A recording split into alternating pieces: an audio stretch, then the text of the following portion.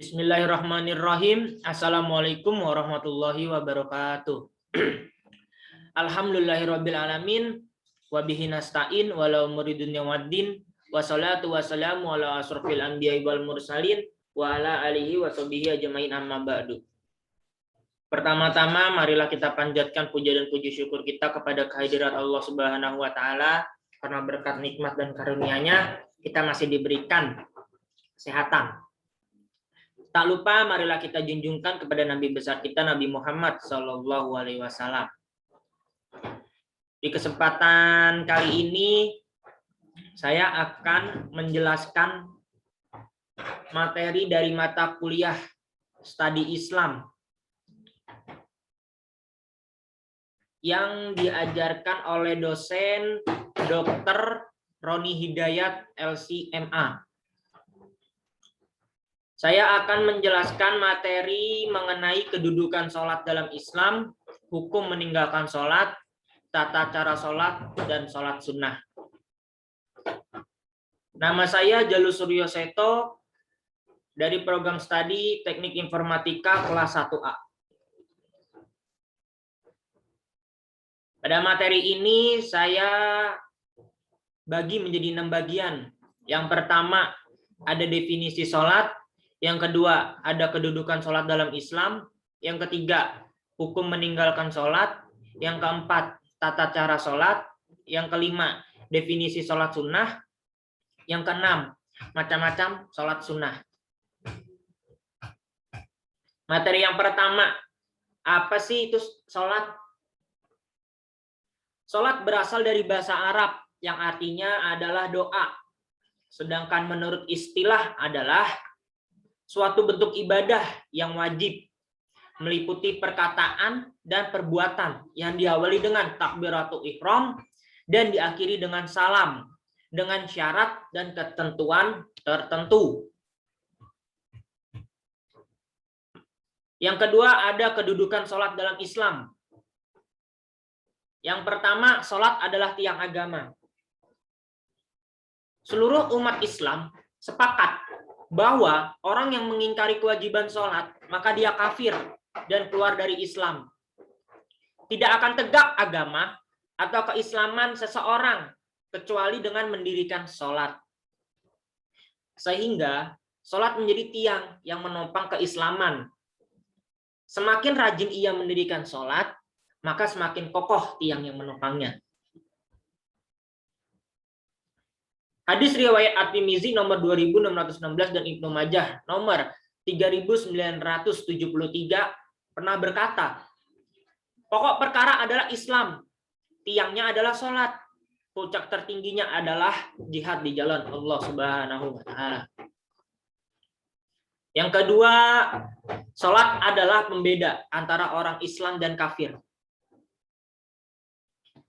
Syariat Islam dengan tegas memperingati pada orang-orang yang meninggalkan sholat. Hingga Rasulullah menyamakan mereka yang meninggalkannya dengan orang kafir. Hadis riwayat Muslim nomor 987, Abu Dawud nomor 1558 pernah berkata, sesungguhnya pembatas antara seseorang muslim dengan syirik adalah kufur adalah meninggalkan sholat.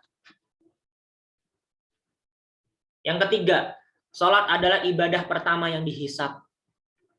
Ketika hari penghitungan tiba pada hari kiamat, sholat akan menjadi ibadah pertama yang dihisab atau dihitung. Jika sholatnya baik, maka ia termasuk orang yang beruntung. Tetapi jika sholatnya rusak, maka ia akan menjadi orang yang sesara dan merugi. Hadis riwayat Abu Dawud nomor 864, Ahmad 2425, Hakim 1262 dan Baihaqi 2386 pernah berkata, sesungguhnya amal hamba yang pertama kali akan dihisab pada hari kiamat adalah sholatnya. Apabila sholatnya baik, dia akan mendapat keberuntungan dan keselamatan. Apabila sholatnya rusak, dia akan menyesal dan merugi. Jika ada yang kurang dari sholat wajibnya, Allah Tabaraka wa Ta'ala mengatakan, lihatlah, apakah pada hamba tersebut memiliki amalan sholat sunnah? maka sholat sunnah tersebut akan menyempurnakan sholat wajibnya yang kurang. Begitu juga amalan lainnya. Setelah itu Allah akan memuji orang yang mengerjakan sholat. Allah telah berfirman dalam Al-Quran surat Maryam ayat 54 sampai 55 yang artinya, dan ceritakanlah hai Muhammad kepada mereka kisah Ismail yang tersebut di dalam Al-Quran. Sesungguhnya ia adalah seorang yang benar janjinya, dan dia adalah seorang rasul dan nabi, dan ia menyuruh keluarganya untuk sholat dan menunaikan zakat, dan ia adalah seorang yang diridhoi di sisi Rabb-Nya. Setelah itu Allah akan mencela orang yang melalaikan dan malas-malasan dalam menunaikan salat.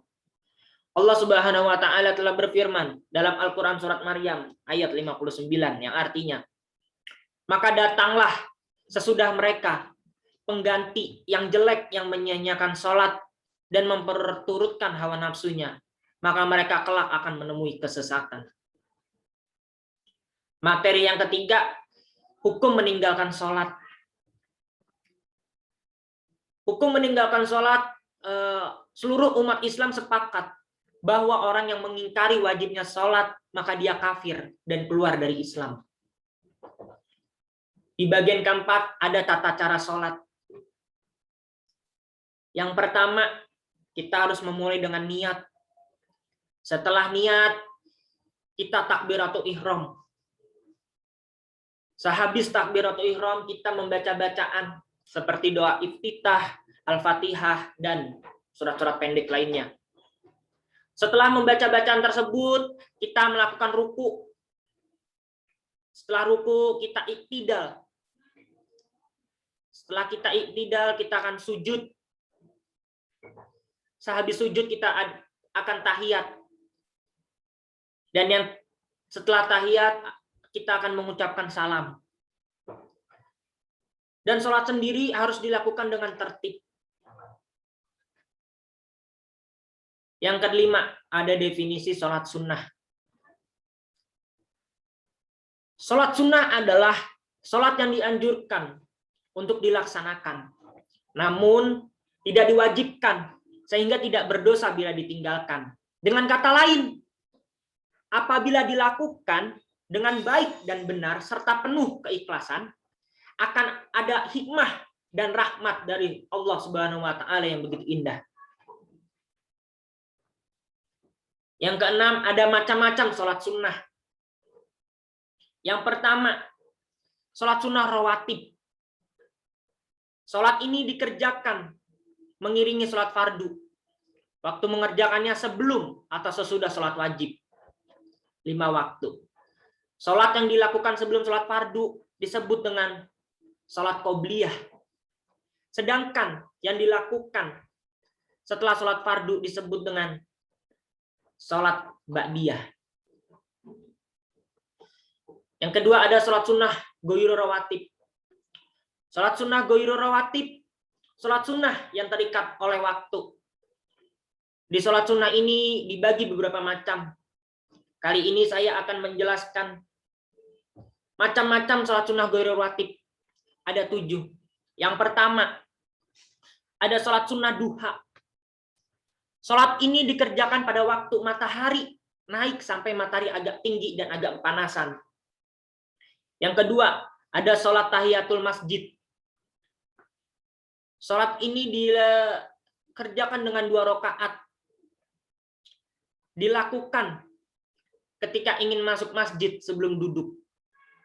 Yang ketiga, ada sholat sunnah tasbih. Sholat ini dikerjakan dengan membaca bacaan tasbih sebanyak 300 kali. Dengan bacaannya, subhanallah, walhamdulillah, wala ilaha illallah, wallahu akbar. Yang keempat, ada sholat sunnah tahajud. Sholat ini dikerjakan pada kurun waktu setelah sholat isya dan sebelum sholat subuh. Waktunya sekitar jam 1 sampai jam 4. Yang kelima, ada sholat sunnah istikharah.